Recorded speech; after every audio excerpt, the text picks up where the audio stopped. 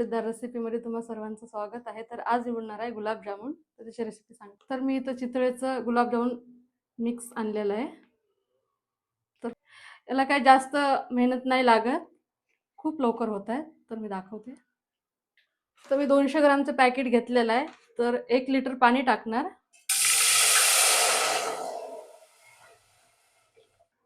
तर मी 250 ग्राम साखर घेणार.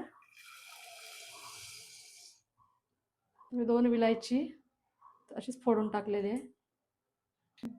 तर मी तो थोड्याशा केसरच्या काड्या घेतलेल्या आहे, त्या पण टाकते. आपल्याला लागल तसं दूध घ्यायचं आहे. त्याच्यात दूध, थोडं पाणी कोमट करून घेतलेलं आहे. त्याच्यामध्ये आपल्याला मिक्स करून घ्यायचं आहे.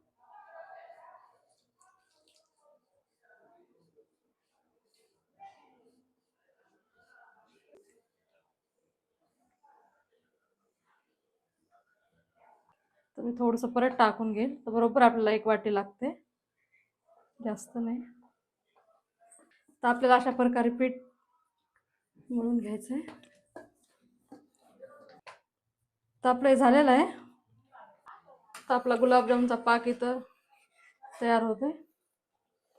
तोपर्यंत आपण गुलाबजामुन बनवून घेऊ. तर आपल्याला एवढी लोई घ्यायची आहे.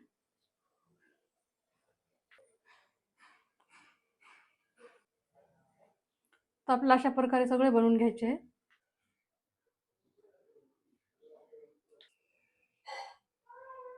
सगळे आपले गुलाबजामुन तयार झालेले आहेत.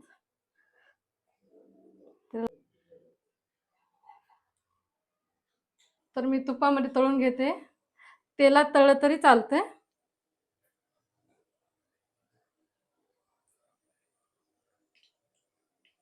जास्त गरम केलेलं नाही आहे तूप, कमी याच्यातच टाकायचे आहे. तर आपला कलर चेंज होतोय.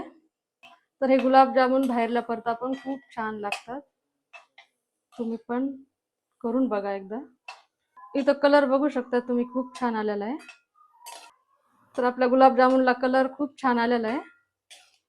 तर हे अशा कलरमध्येच आपल्याला काढून घ्यायचे आहे. तर मी इथं काढून घेते.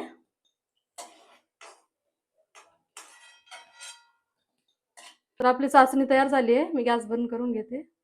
तर मी चाचणीमध्ये टाकून घेते. आपला चाचणी जास्त गार पण नाही पाहिजे आणि जास्त गरम पण नाही, दोन्ही पण मीडियमच पाहिजे. तर आपल्याला 2 घंट्यासाठी असंच ठेवायचे आहे. तर आपले 2 घंटे झालेले आहेत. तर मस्त फुललेले आहेत, बघू शकता. टम्म झालेले आहेत. तर आपले गुलाबजामुन बघा किती मस्त झालेले आहेत, एकदम रसरशीत झालेत. तुम्हाला मी दाखवते. तर मी तुम्हाला दाखवते. आतमधून पण खूप ज्युसी झालेले आहेत, बघू शकता.